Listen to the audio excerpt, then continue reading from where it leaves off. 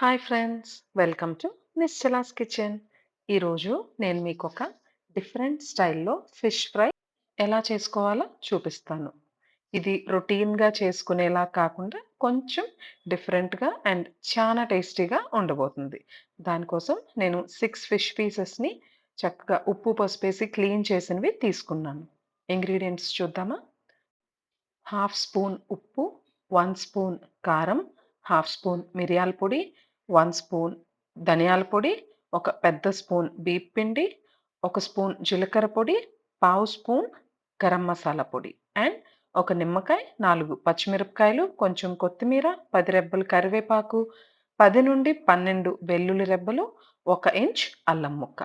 ఇప్పుడు ఇవన్నీ కూడా మనం మిక్సీ వేసుకోవాలి. చూడండి, ఒక్కొక్క ఐటెమ్‌ని ఇలా మిక్సీ జార్‌లోకి వేసేసుకోండి. ఇక్కడ గుర్తుంచుకోవాల్సిన విషయం ఏంటంటే, ఉప్పు చాలా తక్కువ పడుతుంది. ఆల్రెడీ క్లీన్ చేసుకునేటప్పుడే మనం ఉప్పు, పసుపుతో క్లీన్ చేసుకున్నాం కాబట్టి, ఉప్పు చూసి వేసుకోండి. అది మాత్రమే కాకుండా ఫిష్‌లోనే కొంచెం సహజంగా ఉప్పుంటుంది. సో, ఏ మాత్రం ఉప్పు ఎక్కువైనా ఫిష్ ఫ్రై స్పాయిల్ అవుతుంది కాబట్టి, కొంచెం ఉప్పేసుకోండి. అండ్ మనం తీసి ఉంచుకున్న కరివేపాకు, కొత్తిమీర, పచ్చిమిరపకాయల్ని చక్కగా వాటర్‌లో వాష్ చేసుకొని మిక్సీ జార్‌లోకి వేసుకోండి.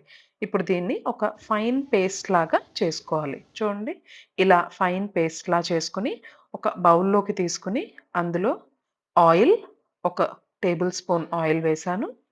తర్వాత ఒక నిమ్మకాయ నుండి వచ్చిన లెమన్ జ్యూస్‌ని కూడా ఈ పేస్ట్‌లో వేసుకోండి.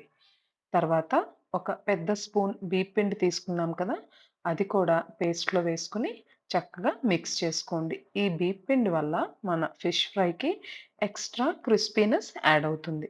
అండ్ ఇక్కడ మనం గ్రీన్ కలర్‌లో ఉండే ఐటెమ్స్ 3 వాడాం. పచ్చిమిరపకాయలు, కరివేపాకు, కొత్తిమీర.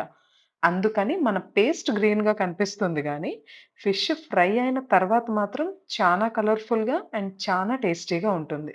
ఐయామ్ ష్యూర్ మీ అందరికి ఖచ్చితంగా నచ్చుతుంది. చూడండి, ఇప్పుడు ఈ పేస్ట్‌ని మన ఫిష్ పీసెస్‌కి కోట్ చేసుకోవాలి.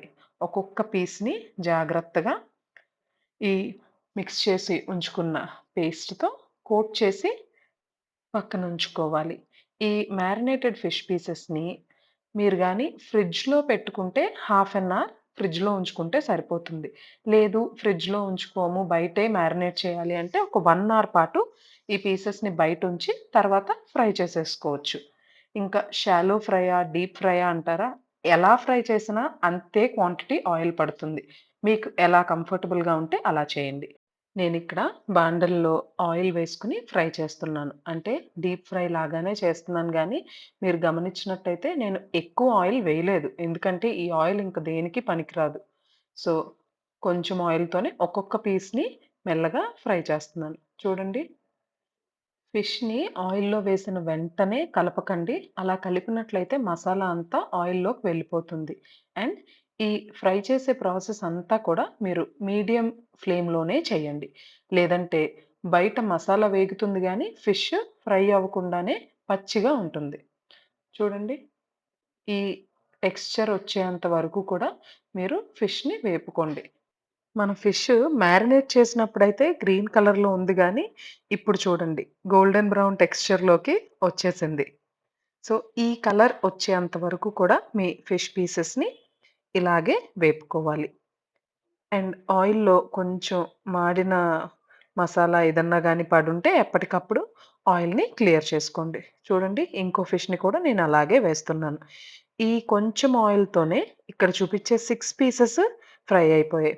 అండ్ మీరింకొకటి గమనించినట్లయితే ఇప్పుడు నేను గరిటెని అడ్డు పెట్టాను. అదెందుకంటే ఫిష్ వేసిన తర్వాత ఆయిల్ కొంచెం పైకి చిందుతుంది. అందుకని అక్కడ అలా గరిటెని అడ్డు పెట్టాను. చూడండి, పీసెస్ అన్నీ కూడా ఇలా ఫ్రై చేసుకొని ఆనియన్స్ అండ్ నిమ్మకాయతో కలిపి గాని తింటే ఇదొక స్నాక్ లాగా తినేయొచ్చు. మా ఇంట్లో అయితే యూజువల్‌గా ఫిష్ ఫ్రై, కోక్ అనేది ఒక హిట్ కాంబినేషన్. ఈసారి కోక్ లేదనుకోండి, any which ways it's not good for health. So, నేను మీకది సజెస్ట్ కూడా చేయదలుచుకోలేదు. చూడండి, మన ఫిష్ ఫ్రై క్రిస్పీగా, బయట నుంచి క్రిస్పీగా, లోపల చాలా టేస్టీగా మసాలా అంతా బాగా కోట్ అయ్యి మన different style of fish fry ready అయిపోయింది. మీరు కూడా ట్రై చేస్తారు కదూ! మీరు కూడా ఈ ఫిష్ ఫ్రైని చేసి మీకు నచ్చినట్లయితే మీ ఫ్రెండ్స్ అండ్ ఫ్యామిలీ మెంబర్స్‌తో షేర్ చేసుకోండి. ఎలా వచ్చిందో కామెంట్ సెక్షన్‌లో తెలియజేయండి. బాయ్.